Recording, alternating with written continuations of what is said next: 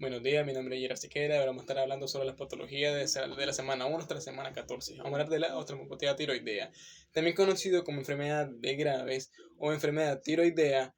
Se clasifica generalmente en dos tipos: oftalmopatía tiroidea autoinmune. Se asocia principalmente con la enfermedad de Graves, donde el sistema inmunológico ataca los tejidos orbitarios, causando inflamación y edema. La oftalmopatía tiroidea no autoinmune, menos común, puede ser causada por otros trastornos tiroideos como el hipertiroidismo. En su fisiopatología tenemos que la tiroidea está relacionada con la disfunción del sistema inmunológico de la enfermedad de Graves. Se produce una sobreproducción de anticuerpos que estimulan el receptor de THC. Eso lleva a un aumento de la hormona tiroidea y en consecuencia a una hiperplasia en los tejidos orbitarios, en lo cual esta inflamación la activa los linfocitos y la producción de citocina proinflamatoria. Causan edema en los músculos extraoculares y en los tejidos orbitarios, causando de glicomacinoma, que es la acumulación de gaps en los tejidos, lo que provoca retención de agua y aumento de volumen. Compromiso muscular. La inflamación afecta a los músculos extraoculares, provocando limitaciones en el movimiento ocular y en casos severos diplopía.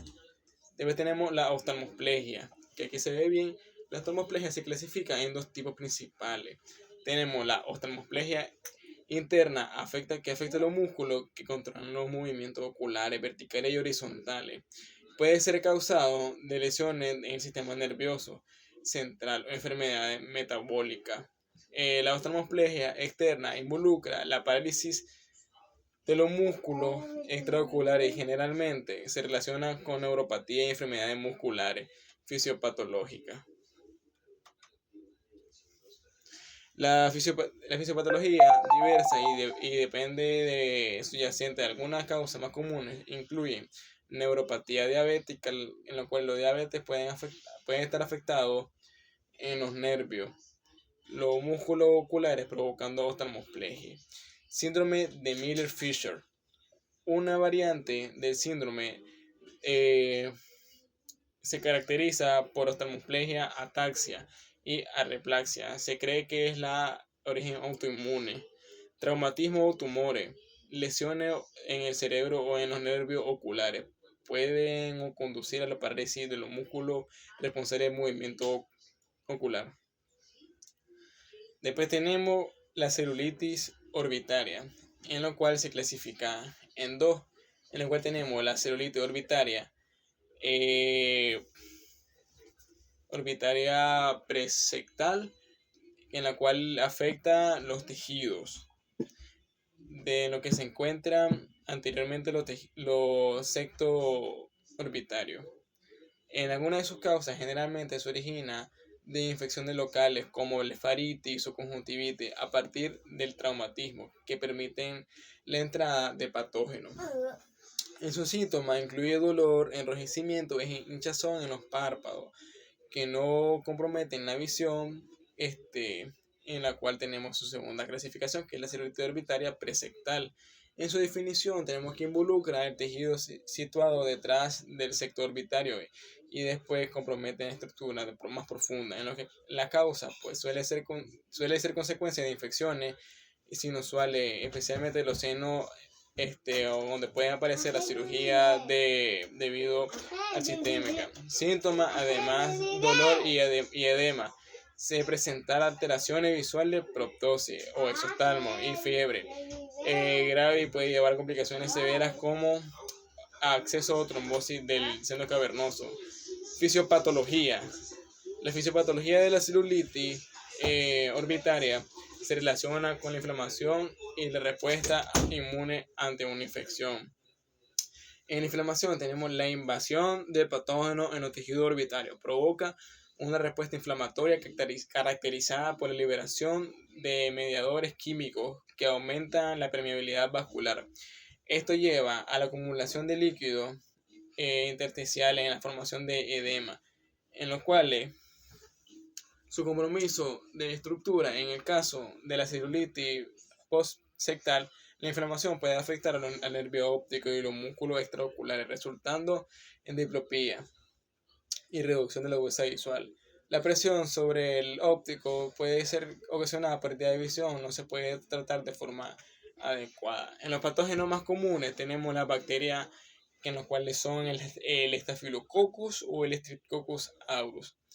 Y en ciertos casos a Haemophilus influenzas. La identificación del patógeno es importante para no tener más provocaciones. En la cual tenemos la tercera, que es la ptosis por glioma. En su clasificación tenemos que la ptosis o caída del párpado superior puede ser causada por varios factores, siendo los gliomas de los que causan importantes. Tenemos como uno de los gliomas, el glioma de la línea media. En su descripción tenemos tumores que afectan la línea media del cerebro y pueden invadir o comprimir estructuras adyacentes, incluyendo el nervio oculomotor. En efecto, en la ptosis tenemos que el compromete del nervio trayecto suele ocasionar ptosis unilateral. Como otro glioma tenemos gliomas corticales, en los cuales son tumores que se desarrollan en la corteza cerebral y pueden ser de grado 1 a 4. Y efectos de la ptosis tenemos que el grado 3 y 4 y la invasión de tejido puede ser causada por ptosis, ya que afecta el control motor del párpado. En su fisiopatología tenemos que la fisiopatología de la ptosis por glioma está relacionada por la compresión o invasión del nervio oculomotor, que es de tercer par craneal, en lo cual si tienen comprensión nerviosa de los gliomas pueden crecer y ejercer presión sobre el nervio, lo que interfiere con su función. Esto resulta en debilidad del músculo elevador del párpado, causando ptosis. En la invasión tumoral, en los gliomas de grado más alto, la invasión directa del tejido nervioso puede llevar a la degeneración de la fibra nerviosa, en la que agrava la ptosis y puede asociarse a otros signos neuropsicológicos. En los síntomas asociados, además de la ptosis, tenemos pacientes que presentar otros síntomas neurológicos que no cambian la situación de su visión, ya que solamente la caída del párpado hacia abajo. En la siguiente clasificación de la patología tenemos el hemangioma, en lo cual tenemos que su clasificación de los hemangiomas son tumores vasculares benignos que se pueden clasificar de varias maneras, en lo cual tenemos hemangiomas infantiles, que son los más comunes en la infancia, apareciendo generalmente en la primera semana de vida. En los subtipos tenemos hemangiomas superficiales, que presentan una superficie roja brillante, famosamente conocido como mancha de fresa, en los cuales los hemangiomas profundos se encuentran más profundamente en la piel y puede ser de color azul o morado, a menudo presentando una elevación en la piel.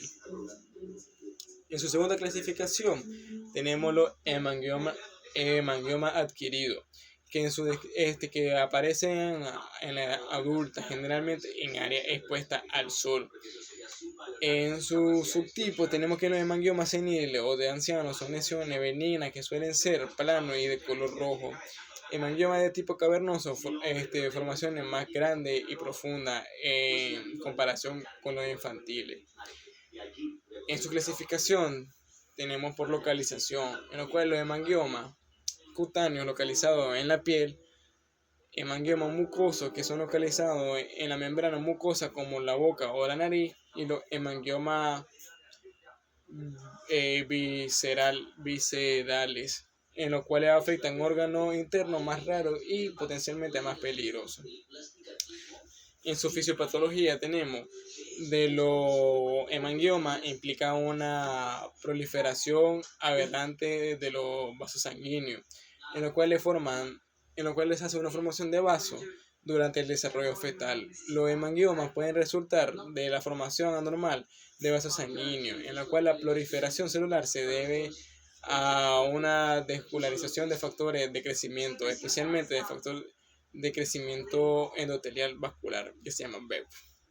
En el crecimiento y regresión tenemos que en la mayoría de los hemangiomas infantiles crecen rápidamente durante los primeros meses de vida, alcanzando un tamaño máximo alrededor de los 6 a 12 meses. Posteriormente, entran en un proceso de regresión, en lo cual los varios años pueden desaparecer casi por completo en muchos casos.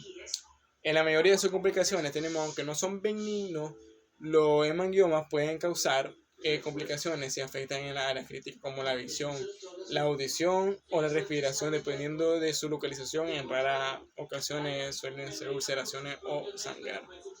Tenemos ahora la poliosis de pestaña, que es de la semana número 2, en el cual tenemos clasificación. La poliosis se refiere a la falta de pigmento en el cabello o en este caso la pestaña, y puede clasificarse en poliosis congénita, en lo cual se representa al nacer o en infancia. Puede ser asociada por síndrome genético como el síndrome de Waardenburg, que se caracteriza a menudo de manifestaciones como un parche o banda de cabello blanco o gris en área específica.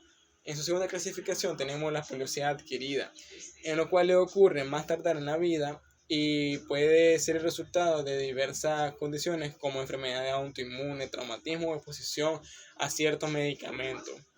Tenemos como alopecia areata, que suele causar poliosis en área afectada, o el vitiligo, la pérdida en el cual el pigmento puede afectar el cabello y la pestaña.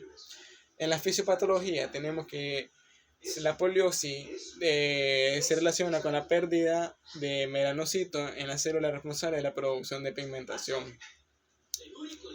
En la alteración en la melanogénesis, los melanocitos suelen ser destruidos o su función alterada por diversos factores, incluyendo autoinmunidad, daño físico, engaño genético. En la poliosis congénita, esto puede ser debido a una mutación genética que afecta la formación normal de los melanocitos.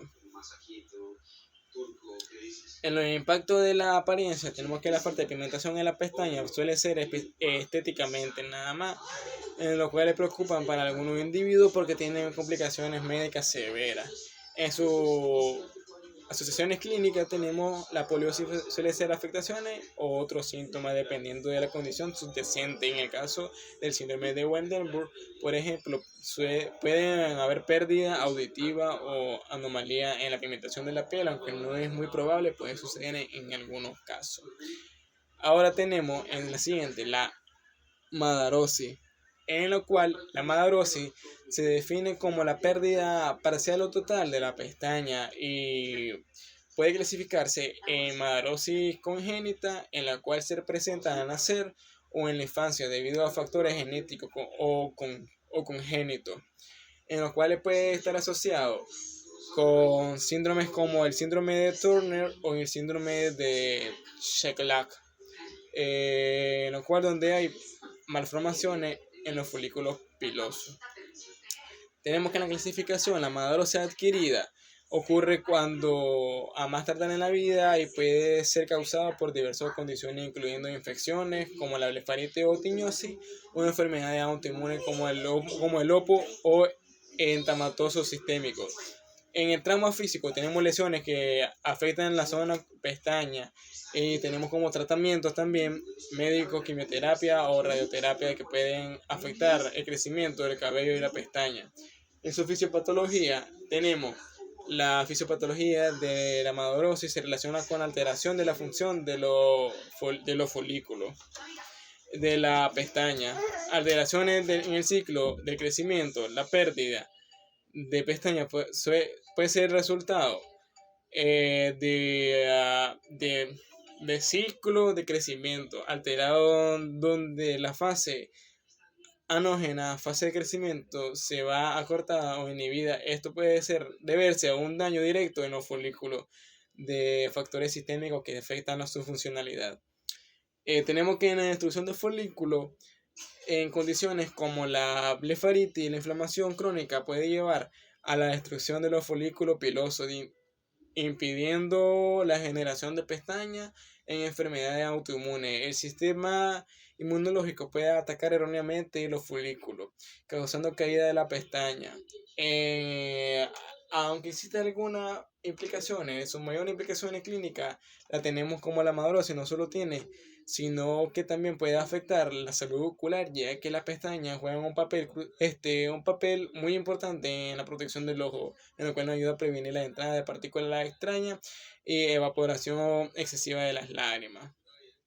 Tenemos ahora la triquiasis, en lo cual tenemos la clasificación, se refiere al crecimiento anormal de la pestaña que crecen hacia el interior del párpado, causando irritación en la superficie ocular, en lo cual se clasifica varias partes. Una de su clasificación tenemos la triquiasis congénita, en lo cual se presenta al nacer y puede ser parte de la malformaciones, de congénita del párpado. Puede estar asociada en condiciones como el coloboma o anomalía en el desarrollo del párpado. En la triquiasis adquirida tenemos que ocurre más adelante en la vida, generalmente a causa de trauma o cirugía, lesiones que alteran la anatomía del párpado y inflamación crónica como la blefaritis o condiciones cicatriciales que afectan el párpado. Enfermedades sistémicas como el enfermedad de Stevens-Johnson o la conjuntivitis cicatrical. Tenemos ahora su fisiopatología, en la cual se relaciona con cambios en la anatomía y función del párpado. En su alteración en la estructura del párpado, tenemos que en la triquiasis la pestaña crece en el interior debido a una alteración en la posición del folículo piloso o cambio en la tensión de los tejidos penoculares. Esto puede ser consecuencia de cicatrices o deformidades que alteran la dirección normal del crecimiento. Puede tener irritación ocular, la pestaña que crecen hacia adentro, donde pueden irritar la superficie ocular causando síntomas como enrojecimiento, lagrimeo y dolor. Esto solo puede llevar a complicaciones adicionales como queratitis o infecciones. En sus complicaciones tenemos que la irritación crónica puede resultar en el daño corneal, que a su vez puede llevar a problemas de visión, y si no se trata adecuadamente, además de la triquiasis, puede tener doloroso y afectar la calidad de vida al paciente o de la del- de la disfunción del sistema inmunológico. Esta enfermedad grave, en lo cual puede afectar bastante en su funcionamiento, ya que tiene mucha irritación y muchos problemas. Ahora tenemos la descrocititis, en la cual se clasifica formas principales, en lo cual tenemos la descrocititis aguda, como se logra visualizar ahí, en lo cual es una infección súbita del saco lagrimal, generalmente causada por una obstrucción del conducto nasolagrimal, en la cual la infección es comúnmente provocada por bacterias, siendo como la Staphylococcus aureus y Streptococcus pneumoniae. Las patógenos más frecuentes en la obstrucción puede ser secundaria o condiciones como blefaritis o sinusitis. En otro motivo. En sus síntomas incluye dolor, hinchazón y enrojecimiento en la región del saco lagrimal, así como secreción purulenta y lagrimeo excesivo. En la necrocitis crónica, como miramos ahí, tenemos que es una inflamación persistente en el saco lagrimal que puede ser asintomático o tener síntomas leves, en los cuales causa a menudo obstrucción crónica del conducto nasolagrimal, que puede estar relacionada con factores como la edad avanzada, enfermedades sistémicas o eh, malformaciones congénitas. En sus síntomas tenemos que se presenta con un lagrimeo crónico, sensación mucosa y ocasionalmente episodio de acrocititis aguda. En su fisiopatología tenemos que está relacionada con la obstrucción del conducto nasolagrimal y el posterior infección del saco lagrimal. En la obstrucción del conducto nasolagrimal, esta obstrucción puede ser congénito o adquirida y resulta en la acumulación de lágrimas y secreciones del saco lagrimal, creando un ambiente trópico para la infección. En su infección bacteriana tenemos que la retención en lágrimas permite el crecimiento de bacteriano, en lo cual lleva a la inflamación del saco lagrimal, la respuesta inflamatoria causando dolor y enrojecimiento y producción de pus.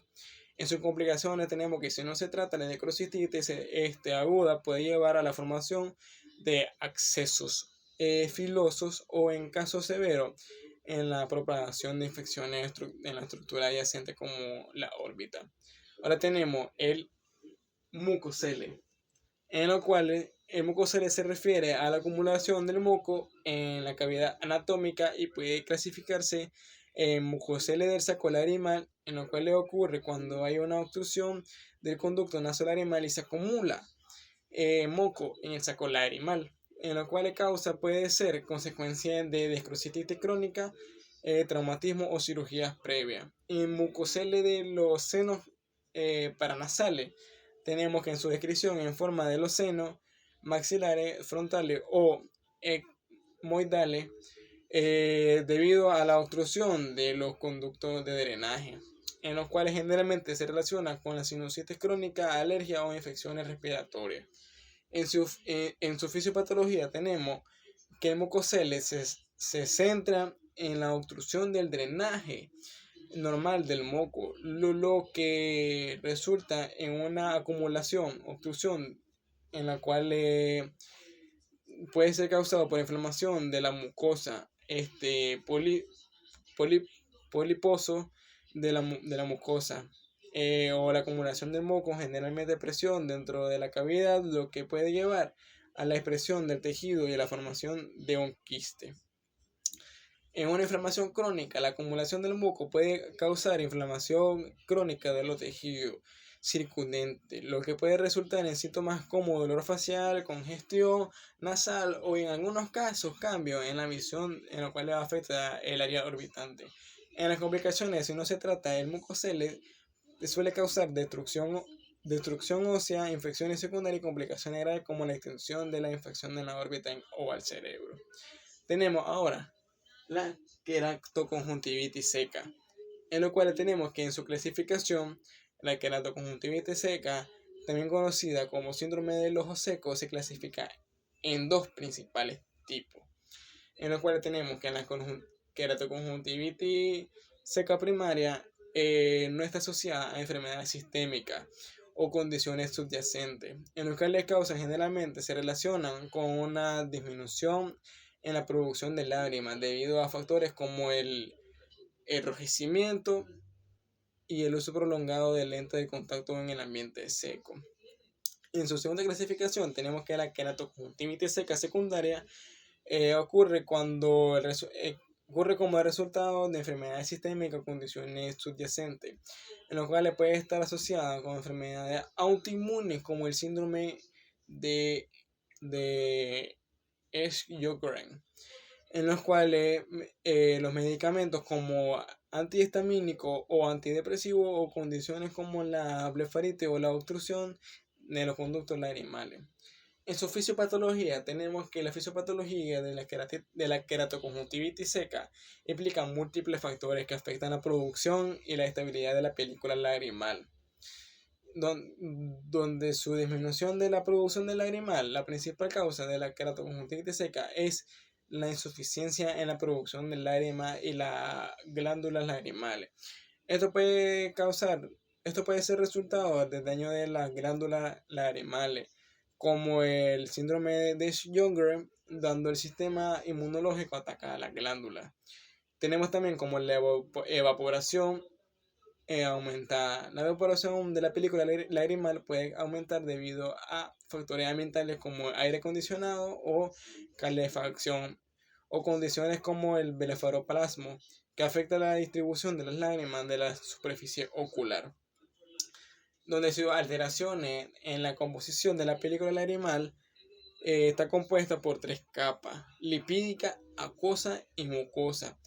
Cualquier desequilibrio en estas capas puede llevar a una inestabilidad de la película, contribuyendo a la irritación y la inflamación de la superficie ocular, donde la falta de lágrimas provoca irritación, inflamación en la superficie ocular, lo que traduce en síntomas como ardor, picazón, enrojecimiento y en algunos casos la visión borrosa. La inflamación crónica puede llevar a daño cerebral y aumento de riesgo de infecciones. Ahora tenemos dacridonitis.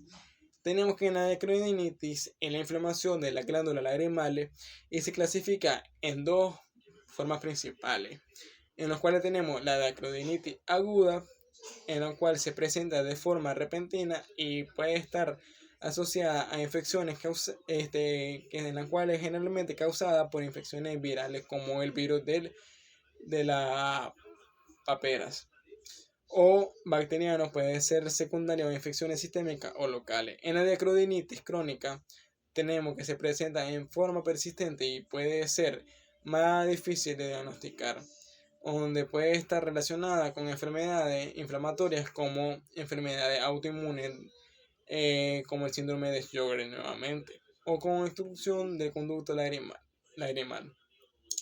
En su fisiopatología tenemos de la dacridonitis implica la inflamación de la glándula lagrimal, lo que puede resultar en distribución de la producción de lágrimas, donde su inflamación de la glándula lagrimal puede estar desencadenada por infecciones, causando un aumento en la producción de líquido inflamatorio y edema. Esto puede resultar en dolor y disminución de la producción de lágrimas.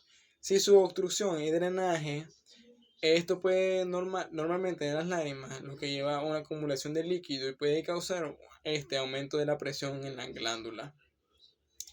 Sus mayores complicaciones, si no se trata, la dacridonitis puede llevar a la formación de abscesos que pueden requerir drenaje quirúrgico.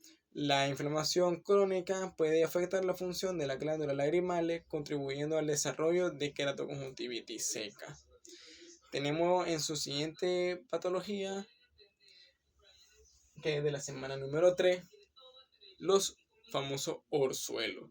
Comúnmente se da en mayor parte del mundo y esto es debido, conocido médicamente como ordeoleo, es una inflamación aguda de la glándula de Meibomian o de 6 de los párpados, donde se clasifican en dos tipos principales: orzuelo externo, que es una infección de la glándula de Faith o de Moll, que son glándulas sebáceas situadas en el borde del párpado, en los cuales aparece con un bulto rojo y doloroso en el párpado a menudo, acompañado de hinchazón y de sensibilidad a la zona afectada. En los suelos internos tenemos que en las infecciones de la glándula de Meibomian, que producen la parte lipídica de la película lagrimal, síntomas que se pueden ver como visiblemente externamente, pero causa una sensación de presión en el parpadeo y puede provocar enrojecimiento e hinchazón. En su fisiopatología tenemos que el orzuelo se relaciona principalmente con infecciones bacterianas, en los cuales son causadas común el orzuelo por la infección del Staphylococcus aureus, que puede ingresar a través de folículos pilosos a glándula obstruida. La obstrucción puede ser provocada por acumulación de secreción sebácea que crean ambientes principales en la proliferación bacteriana. En su inflamación, tenemos que la respuesta inflamatoria a la infección resulta la acumulación de pus, causando hinchazón, enrojecimiento y dolor en el área afectada. La inflamación puede extenderse en los tejidos circundantes y si no se maneja adecuadamente. Las mayormente son complicaciones, aunque los suelos son generalmente benignos y autolimitados. Pueden causar molestias significativas en casos raros como evolucionar y abscesos que requieren drenaje quirúrgico. Ahora tenemos el telecanto, en lo cual el telecanto es una condición que refiere al aumento de la distancia entre el ángulo interno de los ojos, lo que puede dar lugar a un aspecto de ojo más separado, en lo cual se clasifica en telecanto congénito, en los cuales se presentan al nacer a menudo asociados con anomalías faciales o síndrome genético. Puede estar vinculado a condiciones como el síndrome de Down o el síndrome de Turner, en lo cual tenemos su segunda clasificación, el telecanto adquirido. se desarrollan más tarde en la vida, generalmente como resultado de factores como la pérdida de tejido periocular o condiciones que afectan la estructura facial. Alguna de sus causas puede ser consecuencia de traumatismo, cirugía o enfermedades que afectan la piel y músculo alrededor de los ojos. Tenemos que en su fisiopatología del telecanto se relaciona con el desarrollo y la estructura de la cara y de los tejidos perioculares. Donde su desarrollo facial, el telecanto congénito, la alteración de la distancia y de la distancia intercontal se debe a un desarrollo anormal de los huesos faciales y los tejidos blandos, donde la herencia genética y factores ambientales durante el desarrollo principalmente pueden influir en esta condición.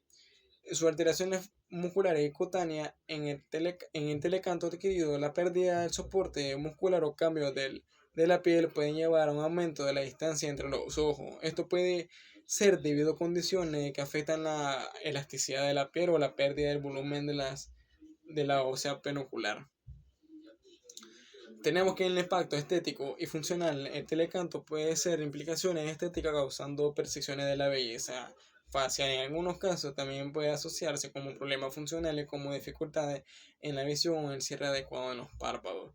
Tenemos ahora que en la siguiente patología el chalacio, en lo cual el chalacio es la segunda más común en todo el mundo, en lo cual se debe que es una inflamación crónica de la glándula de melbomio en el párpado y se puede clasificar en chalación agudo, donde hay o no ocurre cuando hay una inflamación repentina y dolorosa en la glándula, que donde causan puede ser resultado de una obstrucción de la glándula a menudo debido a la acumulación de secreciones y la consiguiente inflamación.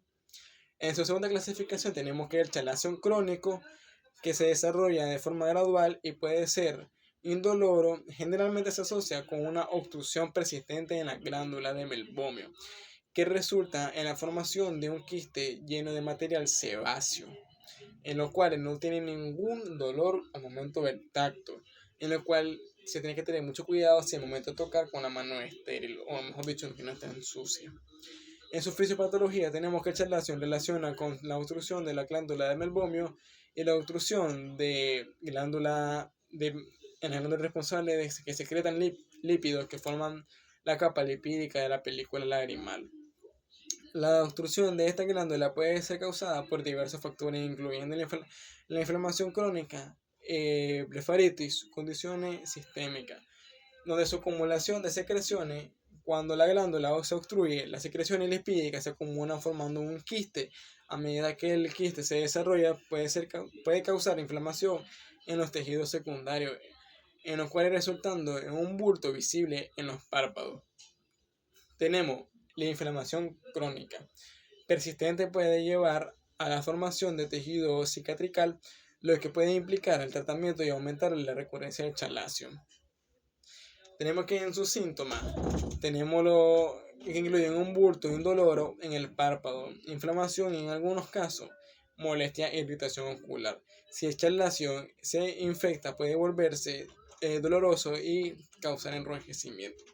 Tenemos que en la siguiente patología, el entropio, en la cual tenemos que el entropio es una condición en la que el borde del párpado se pliega hacia adentro, causando que la pestaña roce en la superficie del ojo, en lo cual se clasifica en entropio congénito, en los cuales se presentan al nacer o a menudo asociados con malformaciones en la estructura del párpado, donde puede ser resultado de anomalías de desarrollo de los tejidos musculares y tejidos que soportan el párpado.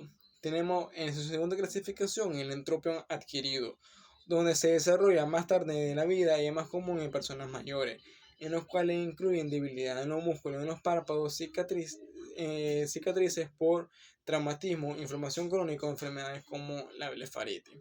En su fisiopatología tenemos que se centra en la alteración de la estructura y función del párpado.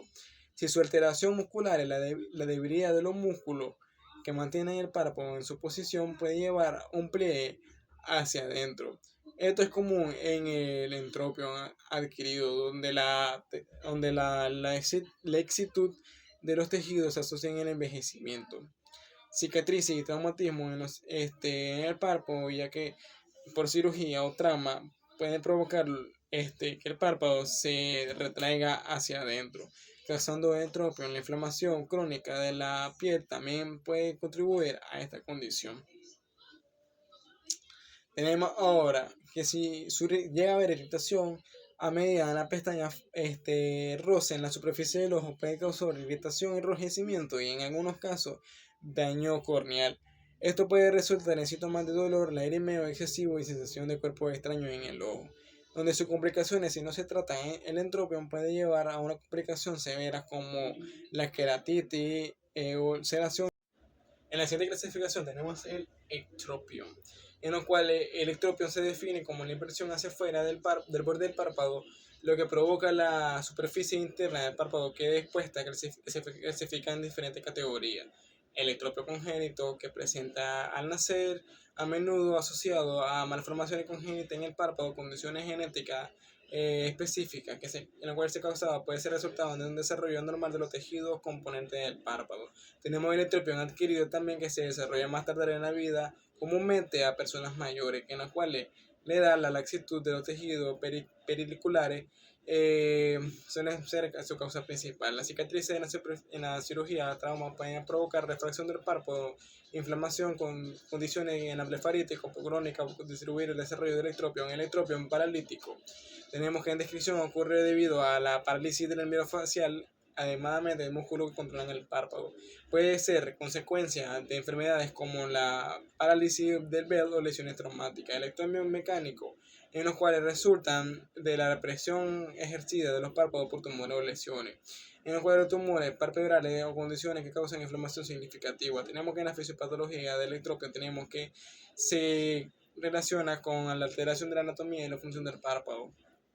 La alteración muscular, la disponibilidad de los parálisis del músculo o si que sostienen el párpado pueden llevar a una inversión hacia afuera. Esto es común en los estropión paralíticos, donde la falta de entorno muscular provoca en los párpados pueden tener una malformación en posición anormal.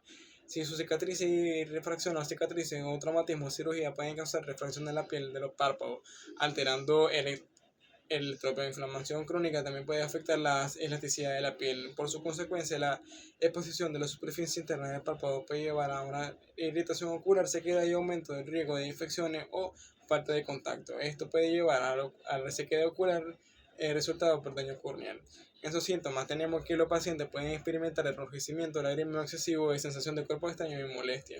Ahora tenemos los famosos nevos, en los cuales los nevos benignos de la piel pueden llevar a ser de diversas formas y tamaños. Se clasifican en nevus melanocitos, en los cuales compuestos por células pigmentadas son los más comunes.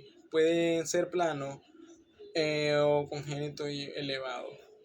Nevus no melanocitos, en los cuales no contienen melanocitos y pueden incluir otro tipo de células, como nevos sebáceos, que son lesiones elevadas y amarillentas.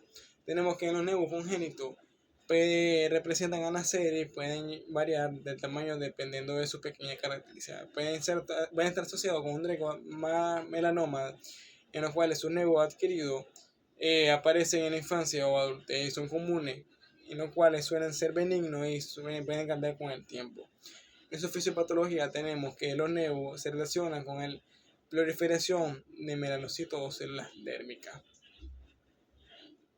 Donde la proliferación tenemos que en los nervios melanocitos de la acumulación de epidermis o dermis del lugar de la formación a la lesión de proliferación suele ser inducida por factores genéticos a la posición de radiación ultravioleta. En la estabilidad, en los cuales significativamente a lo largo del tiempo, sin embargo, pueden causar experimentación, cambio o requiere monitoreo como un cambio en el color, el tamaño, indicar riesgo de melanoma. En sus complicaciones, tenemos que aunque los nevos son generalmente benignos, la transformación maligna puede de preocupación en algunos casos, especialmente en los nevos grandes que presenten cambios sospechosos.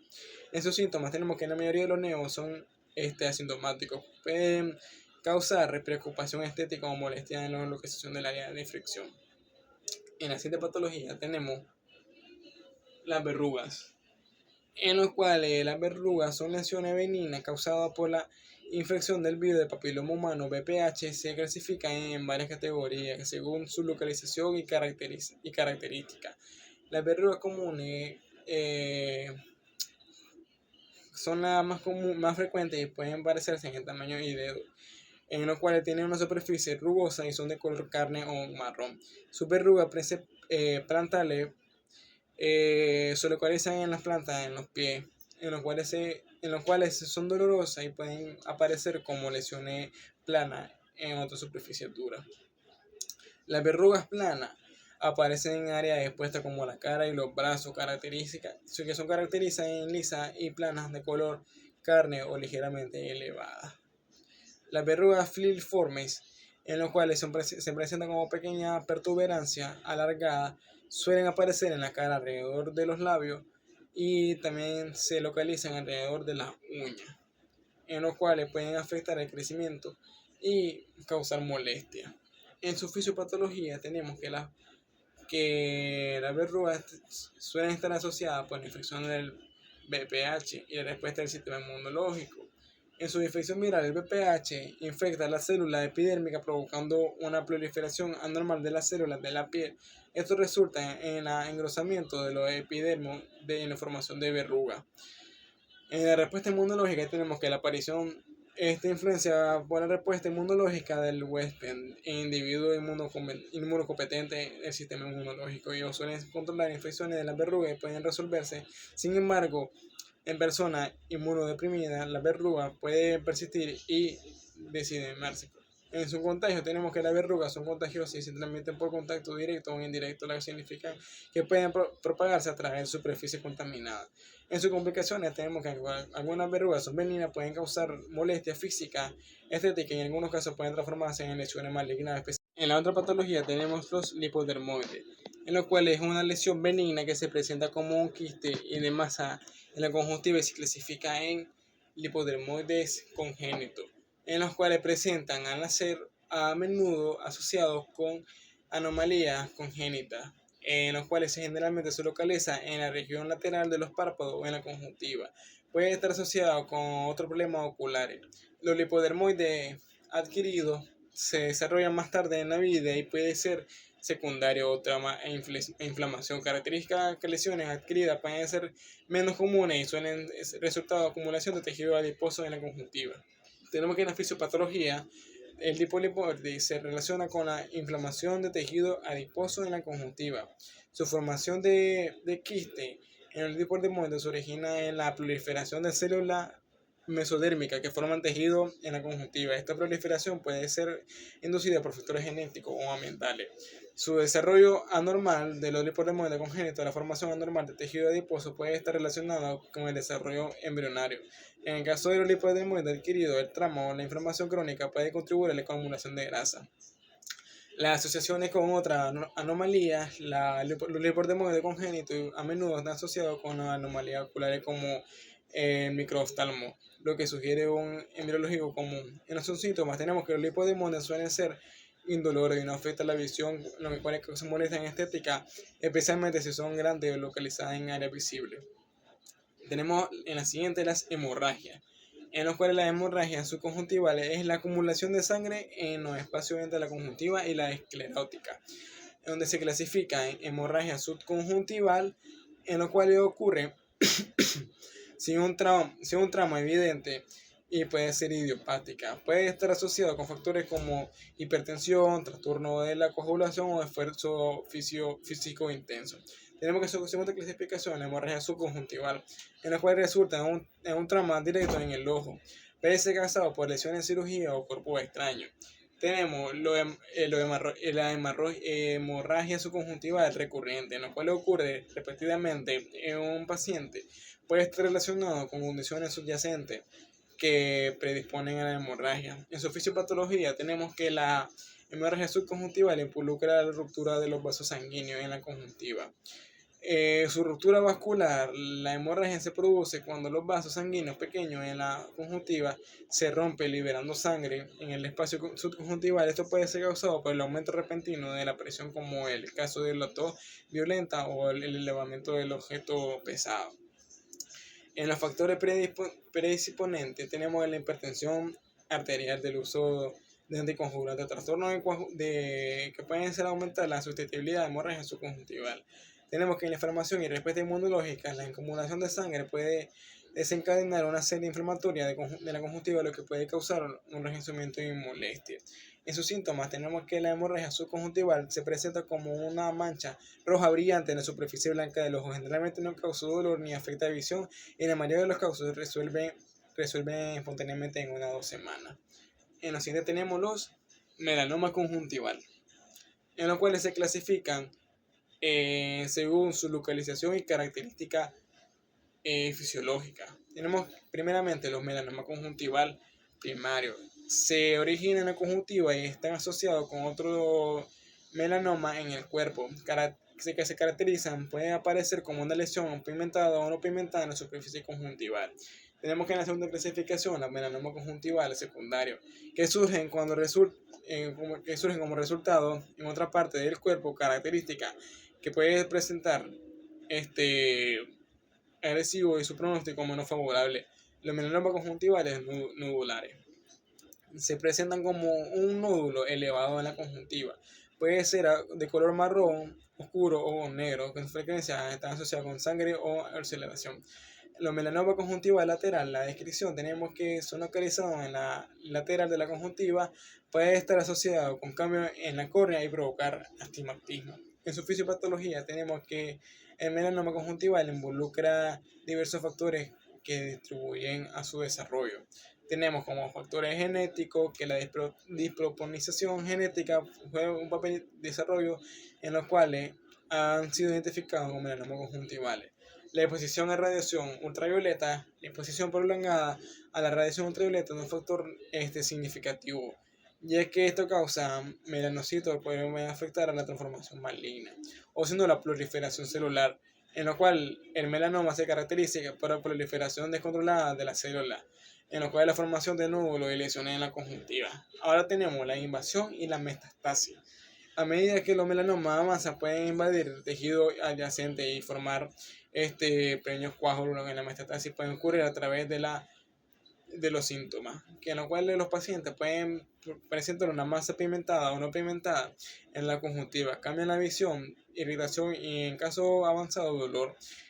Ahora tenemos en la siguiente patología tenemos la conjuntivitis alérgica, que la conjuntivitis alérgica pueden ser categorías según su presentación clínica y duración. La conjuntivitis alérgica estacionaria tenemos que se presenta en determinada época del año, generalmente asociada en la polinesiación de plantas, en los cuales los síntomas tenemos aplicación intensa y enrojecimiento lagrimal, a menudo acompañamiento de síntomas nasales como congestión. Tenemos que la conjuntivitis alérgica perinataria, en la cual ocurre durante todo el año, generalmente causada por alérgenos causados como polvo, moho o animales. Similarmente, ser menos severa y persistente. Tenemos que la conjuntivitis alérgica vernal, que es forma crónica que afecta principalmente a niños y adultos jóvenes, relacionada con la exposición a alérgenos de clima cálido. Puede incluir papilas predominantes en la conjuntiva y secreción mucosa. La conjuntiva alérgica medicamentosa, en la cual resulta en la reacción alérgica y enrojecimiento, aplicación y a veces secreción. Tenemos la fisiopatología de la conjuntivitis alérgica, implica la respuesta inmunológica anormal ante alérgenos. Su sensibilización, tenemos que en la primera exposición a un alérgeno el sistema inmunológico produce anticuerpos que se llaman IgE. Estos anticuerpos se fijan a la mastocitos y a los tejidos conjuntivales. Tenemos la reacción de hipersensibilidad.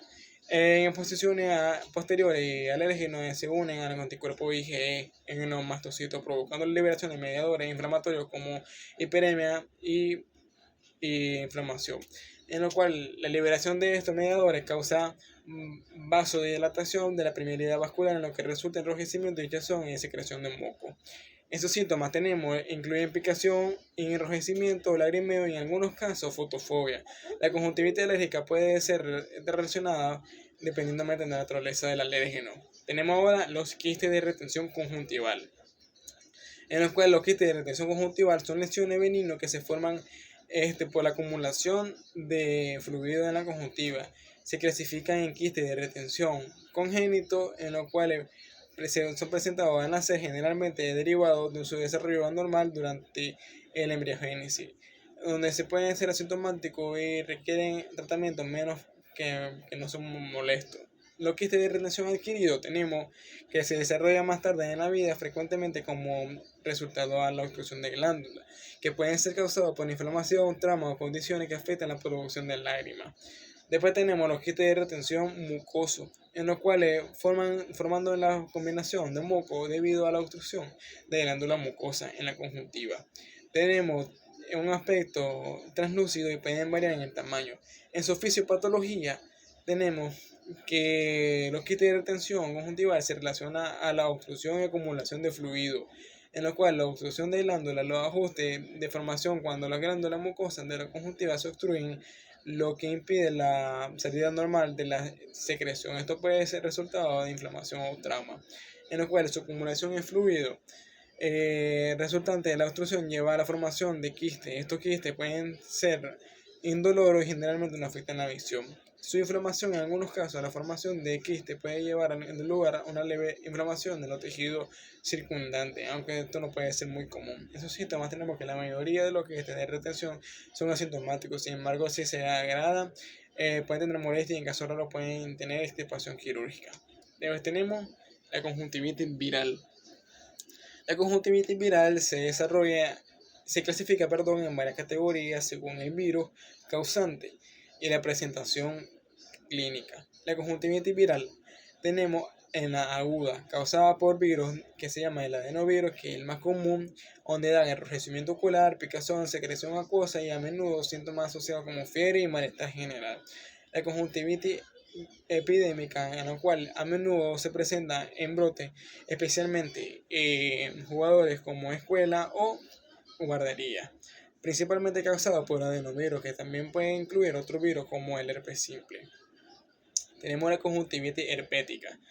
Tenemos que causado por el virus del herpes simple VHC, síntomas que pueden ser provocar lesiones dolorosas en la córnea, que son queratitis, en lo cual junto con la conjuntivitis queda la conjuntivitis viral crónica, que puede ser causada por la infección viral persistente como la citorrenovirus, en lo cual son para inmunocomprometidos, donde su inflamación crónica y secreción ocular persistente hacen que su fisiopatología de la conjuntivitis viral involucre varios mecanismos, en donde la infección del el virus, invade las células epiteliales en la conjuntiva y en la córnea, provocando la respuesta inflamatoria de los virus comunes en los adenovirus y los herpes simples, que se generan daño celular y muestra celular. Después tenemos la respuesta inmunológica. La respuesta del sistema inmunológico es crucial de los patógenos, citoquinos y activación de las células inmunitarias que resultan en enrojecimiento y edema. Después tenemos la liberación de mediadores inflamatorios. La inflamación viral provoca liberación de inflamación como histamina y prostaglandina, que contribuyen a la inflamación de básico de la conjuntiva, picación, enrojecimiento y secreción. Tenemos que sus complicaciones, en casos graves, especialmente en el hilo del herpes simple, puede causar daño corneal, que son comprometidos en la visión, conjuntivitis viral, que se afectan fácilmente en la propagación de comunidades. Después tenemos la conjuntivitis bacteriana, en la cual la conjuntivitis bacteriana se clasifica según los agentes patógenos involucrados y la duración de la infección. La conjuntivitis bacteriana aguda ocurre rápidamente y generalmente se asocia con infecciones por bacterias, en las cuales son los patógenos más comunes, incluyendo el Staphylococcus aureus y Streptococcus pneumoniae y Staphylococcus influenzae. En sus síntomas tenemos enrojecimiento ocular, secreción purulenta, picazón y a menudo sensación de cuerpo extraño. La conjuntivitis bacteriana crónica, persistente durante un periodo prolongado, a menudo debido a infecciones recurrentes o condiciones subyacentes, puede ser causada por bacterias como la Clamidia trachomatis o Microneuris. Tenemos inflamación crónica, secreción continua y molestias oculares persistentes. En la conjuntivitis bacteriana neurotal tenemos que ocurre en recién nacidos, generalmente durante el parto. Puede ser causada por Neisseria, gonorrea o clamidia trachomatis. Secreción ocular abundante y rápida inflamación. En su fisiopatología tenemos que la conjuntivitis bacteriana involucra varios mecanismos, en los cuales uno de ellos son infección bacteriana, en los cuales la infección se produce cuando las bacterias invaden la conjuntiva en una membrana mucosa que recubre el ojo y en el interior los párpados. Esto puede ocurrir a través del tacto directo de superficie contaminada durante el parto. En su respuesta inflamatoria tenemos que la presentación de bacterias activa del sistema inmunológico provocando la respuesta inflamatoria a la célula inmunitaria como los neutrofilos y macrófagos infiltrados conjuntivales. En su secreción purulenta tenemos que la asociación de moléculas o de células muertas, bacterias y líquido inflamatorio resulta en secreción purulenta que es característica de la conjuntivitis bacteriana. Esta secreción puede ser amarillenta o verdosa. Sus síntomas clínicos, los síntomas pueden tener enrojecimiento, picazón y en algunos casos de los ganglios linfáticos preauriculares. La conjuntivitis bacteriana es altamente contagiosa y pueden propagarse fácilmente entre personas. Tenemos ahora el queratocono. El queratocono es una enfermedad degenerativa de la córnea que se clasifica según su gravedad y características morfológicas, en lo cual el queratocono leve presenta leves deformidades en la forma de la córnea, en los cuales pueden ser asintomáticos, causando una ligera disminución de la agudeza visual. En los queratoconos moderados, la deformidad es más pronunciada y puede causar astigmatismo irregular. Los pacientes suelen experimentar una disminución más significativa de la visión. En los queratoconos avanzados, la deformidad es severa, como una protrusión notable de la córnea, donde pueden requerir intervención quirúrgica como en trasplante de la córnea debido a la pérdida de visión grave. En su fisiopatología tenemos la fisiopatología del queratocono implica varios mecanismos que afectan la estructura corneal, alteración de la estructura del colágeno en el queratocono y una organización de las fibras del colágeno en los estromas corneal. Esto provoca el debilitamiento de la estructura corneal, en lo cual resulta en una protrusión crónica. Tenemos ahora los factores genéticos que se han observado en el queratocono, también una predisposición familiar, lo que sugiere que factores genéticos pueden jugar un papel importante en su desarrollo, así como el estrés oxidativo. Se ha propuesto que el estrés oxidativo puede contribuir a la degeneración del tejido corneal, afectando la célula y causando alteración de la producción de colágeno.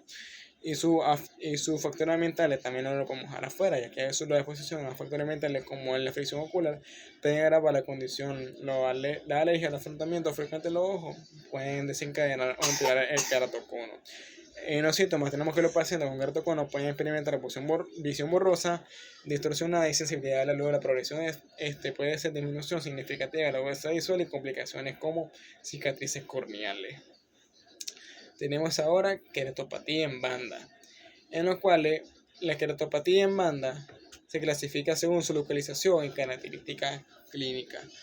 En la queratopatía en banda superficial afecta la capa epitelial y el estroma superficial de la córnea.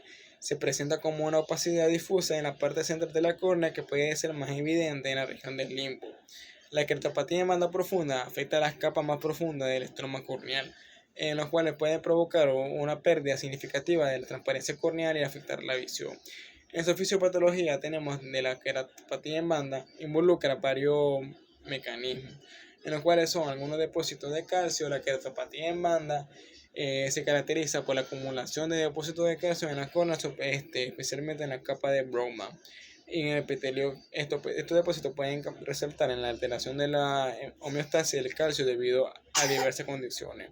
Tenemos que los factores de riesgo se han asociado a la queratopatía en banda como la queratitis crónica, la exposición a la radiación ultravioleta, el uso prolongado de lentes de contacto y enfermedad metabólica. Tenemos la inflamación que es crónica, puede contribuir a la inflamación de depósito del calcio en la córnea. Esta inflamación puede ser secundaria e infecciosa o recurrente o irritaciones crónicas. En esos síntomas tenemos que incluir visión borrosa, molestia ocular y en algunos casos avanzados dolor. La progresión de la enfermedad puede llevar a una disminución significativa de la agudeza visual. Ahora tenemos la queratitis fúngica. La queratitis fúngica se clasifica en la función del tipo del hongo involucrado y la presentación clínica. La queratitis fúngica superficial afecta la capa más externa de la córnea, generalmente causada por hongo filamentoso como el Fusarium y el Aspergillus, en los cuales se presenta como infiltrado en la córnea, opacidad y ulceraciones superficiales. En la queratitis fúngica profunda afecta la capa más profunda del estroma corneal. Puede ser causada más por hongo más invasivo en el paciente inmunocomprometido, en lo cual la presentación es más grave con mayor riesgo de perforación corneal y pérdida de visión. En su fisiopatología tenemos que la queratitis fúngica implica varios mecanismos, en los cuales uno de ellos son infecciones fúngicas. La infección ocurre cuando el hongo ya penetra en el epitelio corneal, a menudo tras un tramo ocular o una lesión. Esto puede causarse por uso de lente de contacto contaminado o por exposición a un material orgánico. En la respuesta inmunológica, una vez que los hongos invaden en la córnea, el sistema inmunológico responde a la infección de los neutrófilos y macrófagos. Se infiltran en el tejido corneal, liberando mediadores inflamatorios, dañando tisular. Daño tisular, la producción de enzimas foliculares del hongo contribuyen a la distribución del tejido corneal. Esto provoca ulceración y puede estar en cicatrices corneales permanentes. En los síntomas tenemos que los pacientes con queratitis fúngica experimentan enrojecimiento ocular, fotofobia, secreción y disminución de la agudeza visual. La detección temprana y el tratamiento son cruciales para la prevención de complicaciones severas. Tenemos la queratitis viral, en la cual la queratitis viral se clasifica según el tipo de virus que causa la infección, en el cual tenemos el queratitis por virus del herpes simple, en el que están causadas por el virus del herpes simple tipo 1, VHC1 tipo 2, en lo cual se presentan como una queratitis epitelial o estroma con lesiones dendríticas características en la córnea. Queratitis por virus zoster, en el que la lesión causada por el virus provocan la bacillela herpes zoster, en lo cual son recurrentes y complicaciones a largo plazo afectando la visión. Tenemos las queratitis por adenovirus. Tenemos que son causados por adenovirus, comúnmente relacionados por infecciones respiratorias. También son presentes síntomas similares como la conjuntivitis o infiltrados corneales. En su fisiopatología tenemos que la queratitis involucra los mecanismos como infección viral, en los cuales la infección comienza cuando el virus penetra en las células epiteliales de la córnea. El VHS puede permanecer latente en el ganglio trigémino y reactivarse en momentos de estrés o inmunosupresión. En la replicación viral, una vez dentro de la célula corneal, el virus se replica causando daño y neocrosis, en lo cual la inflamación es significativa.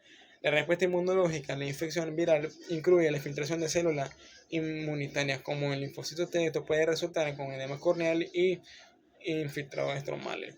Los pacientes con queratitis viral pueden experimentar dolor, fotofobia, secreción, visión borrosa y la presentación de la lesión de la córnea implicado a largo plazo. Ahora tenemos los queratitis bacterianas, en los cuales se clasifican según el agente patógeno y involucrado en la presentación clínica.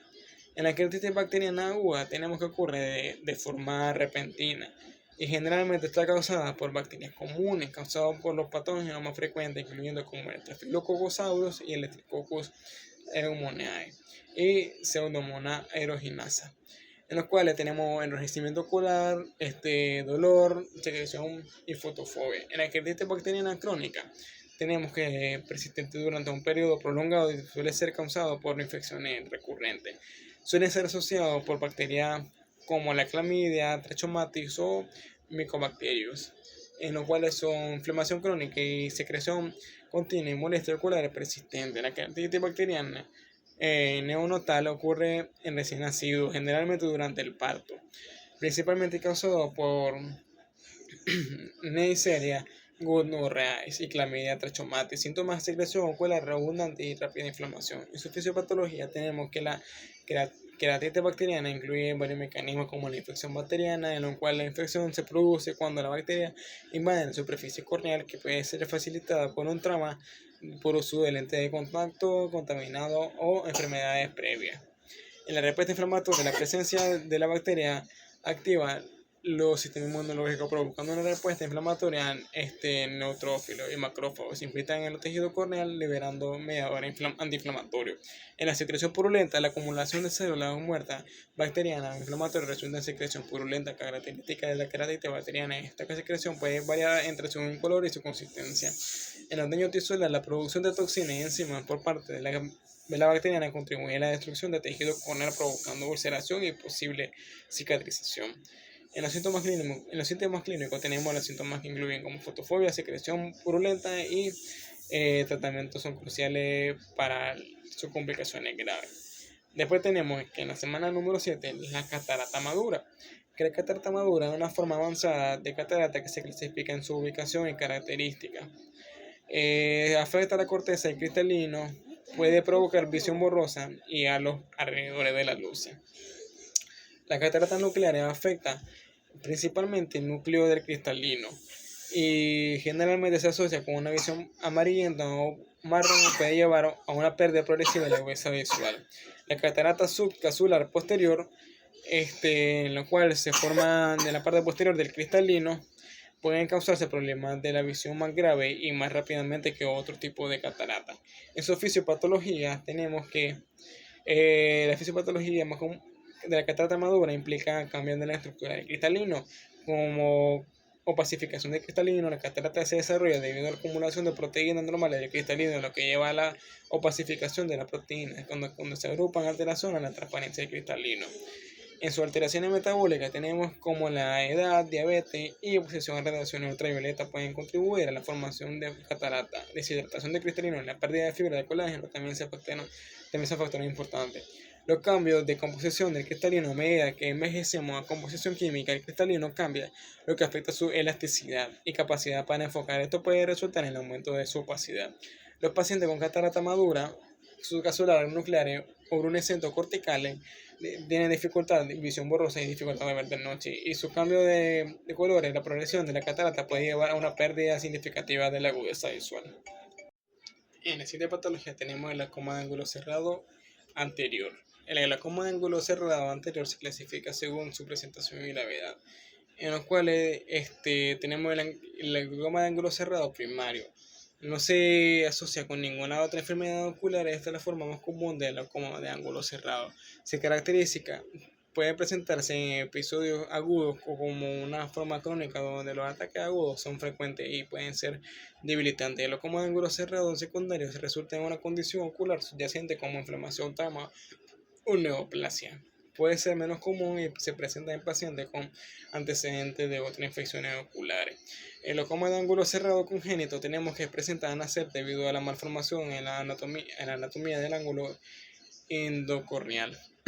Tenemos que generalmente se manifiesta con síntomas como epiforia y fotofobia desde la infancia. Su fisiopatología de glaucoma de ángulo cerrado anterior implica varios mecanismos. En la obstrucción del ángulo, la principal causa es el cierre del ángulo endocorneal, donde el iris se desplaza hacia adelante y bloquea el drenaje del humor acuoso o a través del trabéculo. Esto puede ser provocado por factores anatómicos como un iris más grueso o una cámara anterior estrecha. El aumento de la presión intraocular, la obstrucción del drenaje del humor acuoso lleva a un aumento de la presión intraocular, que puede ser agudo y causar síntomas severos de la presión elevada, provocar el daño del nervio óptico y pérdida de la visión progresiva. En la isquemia del nervio óptico, la presión intraocular puede causar daño de isquemia del nervio óptico, resultando en el daño ganglionar retiniano. Esto puede ser una pérdida de la visión periférica. En su etapa avanzada, los síntomas pueden ser que el paciente experimenta dolor intenso, visión borrosa, náusea, vómito y alrededor de la luz. Detección temprana. Tratamientos son cruciales para prevenir este tipo de problemas. Después tenemos el glaucoma de ángulo cerrado posterior, en los cuales se clasifica según su característica y etiología. El glaucoma de ángulo cerrado posterior ocurre sin una condición ocular subyacente evidente, aunque es menos común como que es del ángulo cerrado anterior. Puede ser difícil de diagnosticar y a menudo se presenta de manera insidiosa. El glaucoma de ángulo cerrado posterior surge de una condición ocular preexistente como un tumor, inflamación o hemorragia vítrea, en la cual la presentación puede ser más grave y requieren un enfoque diferente en el manejo. El glaucoma de ángulo cerrado posterior congénito presenta nacer debido a malformaciones en la anatomía ocular, en los cuales pueden causar síntomas severos desde la infancia, similar del glaucoma congénito de ángulo cerrado anterior. Su fisiopatología tenemos que el glaucoma de ángulo cerrado posterior implica mecanismo específico. La oclusión del flujo del humor acuoso en el glaucoma de ángulo cerrado posterior, el iris puede desplazarse hacia atrás debido a factores como la presión del humor vítreo o cambios de la anatomía del ojo. Esto provoca un cierre del ángulo que impulse el drenaje del humor acuoso. Aumento de la presión intraocular. Al igual que el glaucoma del ángulo cerrado anterior, la obstrucción lleva al aumento de la presión intraocular. Sin embargo, el daño nervio óptico puede ser más gradual en el caso del glaucoma del ángulo cerrado posterior. En su compromiso de nervio óptico, la presión elevada puede provocar daño del nervio óptico, aunque los síntomas pueden ser no tan agudos como en el glaucoma de ángulo cerrado anterior. Pues esto puede resultar en una pérdida de visión progresiva y no se trata adecuadamente. Los síntomas pueden incluir visión borrosa, dolor ocular y, en caso avanzado, pérdida de visión. La identificación temprana es esencial para un manejo eficaz. En otras patologías tenemos la hemorragia intrarretinaria algodonoso. La hemorragia intrarretinaria algodonosa se clasifica según su localización y características. La hemorragia intrarretiniana algodonosa se presenta como mancha blanca o algodonosa en la retina. Son áreas de isquemia retiniana y pueden indicar daño a la célula retiniana. La hemorragia retiniana de capa interna ocurre en las capas internas de la retina. Se asocia a la ruptura de los vasos sanguíneos en la retina, a menudo debido a diabetes e hipertensión. Tenemos la hemorragia retiniana de capa externa, en lo cual ocurre en capa externa de la retina. Pueden estarse causadas por hemorragia sistémica o de traumatismo. Su fisiopatología de la hemorragia interna luego nos implica varios mecanismos, en los cuales son isquemia retiniana. La hemorragia retiniana algodonosa se asocia con isquemia de la retina. Cuando hay una disminución del flujo sanguíneo, las células retinianas sufren daño y pueden morir, lo que provoca la formación de áreas de isquemia en ruptura de vasos sanguíneos.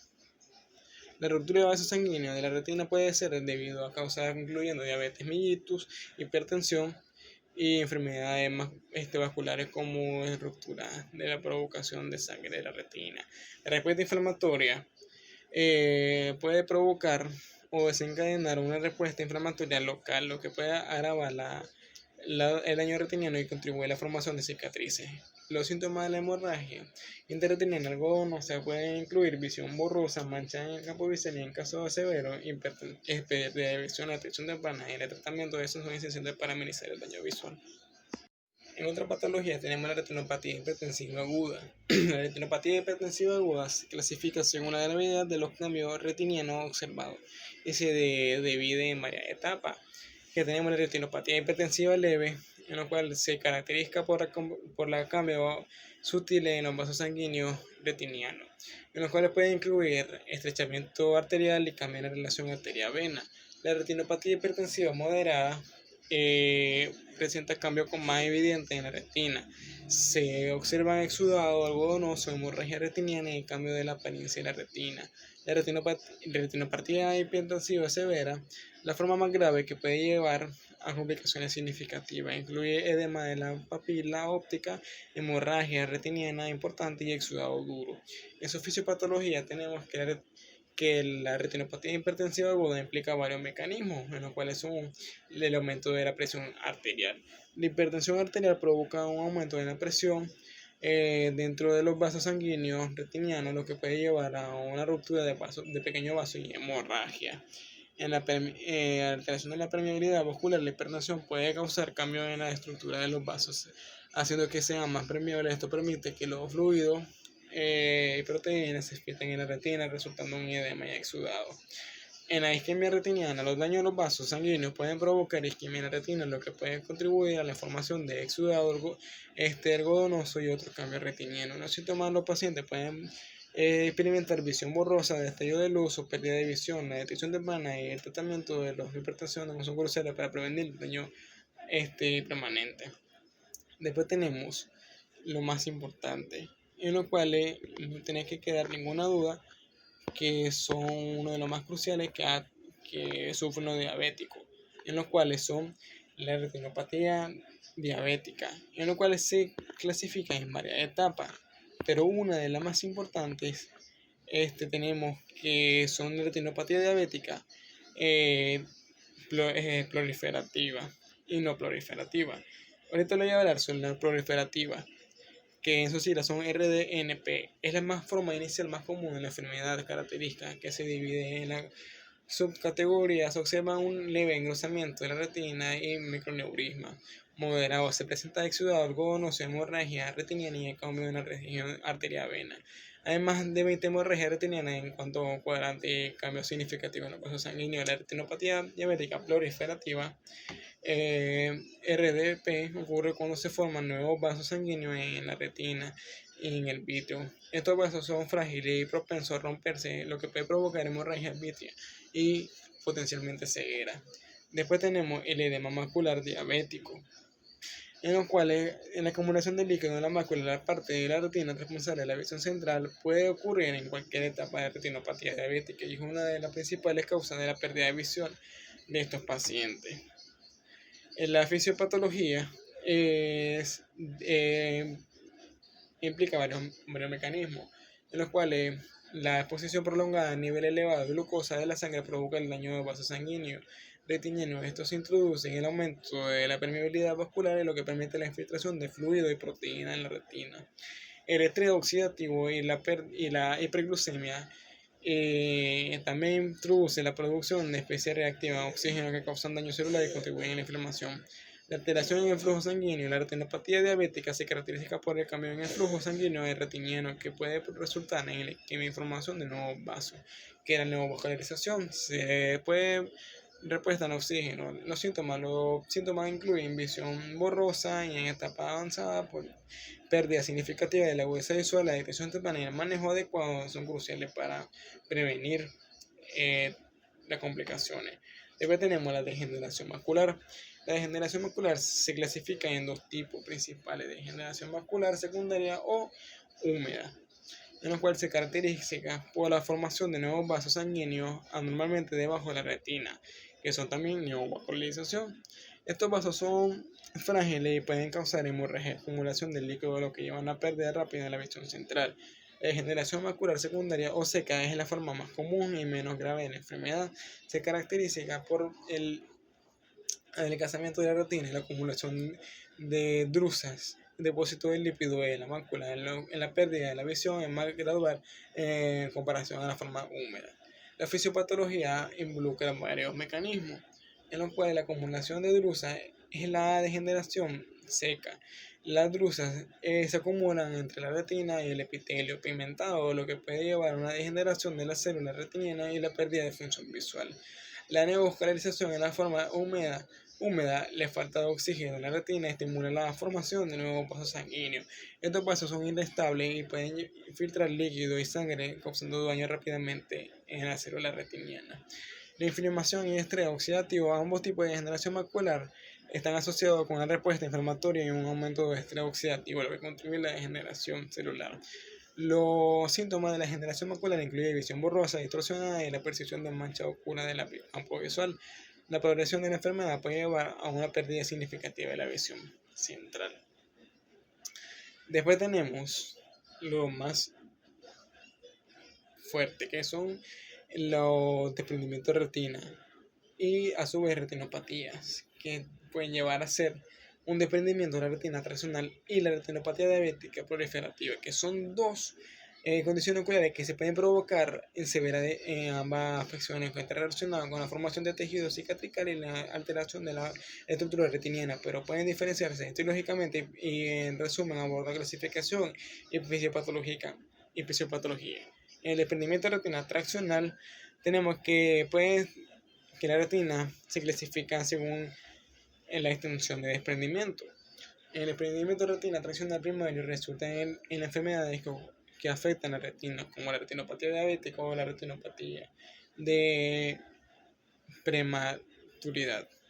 Se caracteriza por la información de tejidos cicatricales que tiene la retina provocando el desprendimiento desprendimiento traccional secundario, lo cual asociado con condiciones como desgarro retiniano o inflamaciones pueden ser resultado de enfermedades sistémicas, condiciones oculares que pueden causar tracción sobre la retina. Su fisiopatología, tenemos que el desprendimiento de retina traccional implica varios mecanismos, en los cuales uno de ellos son los más importantes, que son la formación de tejidos cicatrical en condiciones como la retinopatía diabética proliferativa. Se forman cicatrices de la retina. Este tejido pueden contraerse y tirarse la retina, provocando la superación de la capa subyacente. La tracción vitrea, el vitrio en el gel transparente que llena el ojo puede adherirse a la retina y el vitrio a contraerse puede ejercer una tracción que provoca el desprendimiento de la retina. Una isquemia retiniana, tenemos la formación de nuevos vasos sanguíneos en la retina, neovascularización, puede dar lugar a hemorragia y edema que contribuyen al daño y retiniano y el desprendimiento. Algunos síntomas son el desprendimiento de retina traccional, incluyen pérdida súbita de la visión, aparición de destellos de luz y la percepción de manchas en el campo visual. La intervención oportuna es importante para restaurar visión y prevenir daños permanentes.